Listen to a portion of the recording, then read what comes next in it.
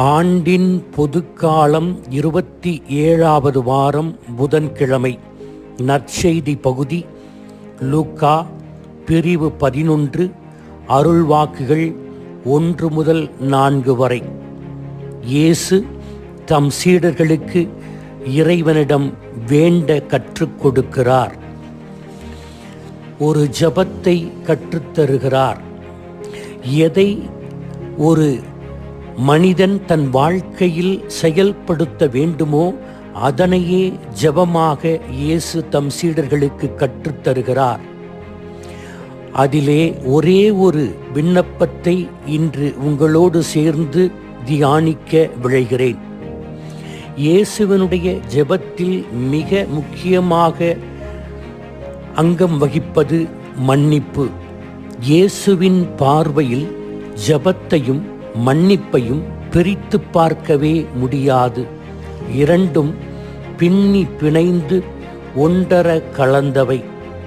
அதனால்தான் திருப்பலி என்கின்ற உன்னத ஜெபம் கடவுளுக்கு ஏற்புடையதாக மாற முதலாக நாம் மன்னிப்பு மன்றாட்டை ஏறெடுக்கிறோம்.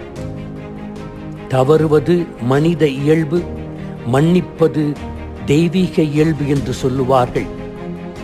லூக்கா தனது நற்செய்தியிலே இயேசு சிலுவையில் அறையப்பட்ட போது அந்த சிலுவையில் அறைந்தவர்களுக்காக இயேசு வேண்டுவதை குறிப்பிடுகிறார். தந்தையே, அவர்களை மன்னியும், ஏனெனில் தாங்கள் செய்வது இன்னதென்று அறியாது செய்கிறார்கள். மன்னிப்பது என்பது கடவுளின் அருளின் செயல். கடவுளுடைய அருள் என்பது தகுதியற்றவனுக்கு வழங்கப்படுவது. எனவே நமக்கு கடினமான சூழ்நிலைகளில் நாம் கட்டாயமாக மன்னிக்கக்கூடிய மனம் இருக்காது. இயேசு கற்றுக் கொடுத்த வழியில் நாம் மன்னிக்க கற்றுக்கொள்ள வேண்டும். இயேசு நேராக மன்னிப்பதற்கு பதிலாக தந்தையிடம் ஜெபிக்கிறார். தந்தையே, இவர்களை மன்னியும் என்று மன்றாடுகிறார். எனவே நம்முடைய பலத்தால் நாம் மன்னிக்க முடியாது. இறை இயல்பிலால்தான் நாம் ஒருவரை மன்னிக்க முடியும். அது தகுதியற்றதாக இருந்தாலும் கூட அந்த செயலை நாம் செய்ய வேண்டும். இரண்டாவது, மன்னிப்பது என்பது மறப்பது அல்ல. அப்படியென்றால் எல்லோருக்கும் அம்னீஷியா என்று சொல்லுவார்கள். மறதி என்பது ஒரு நோய். ஆனால் நம்முடைய நினைவு எப்பொழுதும் இருந்து கொண்டே இருக்கும். எனவே மன்னிப்பது என்பது ஒரு தீர்க்கமான முடிவு. நான் அந்த நபரை பழிவாங்க மாட்டேன் என்று முடிவு எடுப்பது. இது நேரம் எடுக்கும். எனவே மன்னிப்பு வழங்கப்படக்கூடியவர் தகுதியில்லாதவர்தான், மோசமானவர்தான். ஆனால் கடவுளுடைய துணை கொண்டு அவருடைய அருளினால் நாம் இதனை செய்ய முடியும்.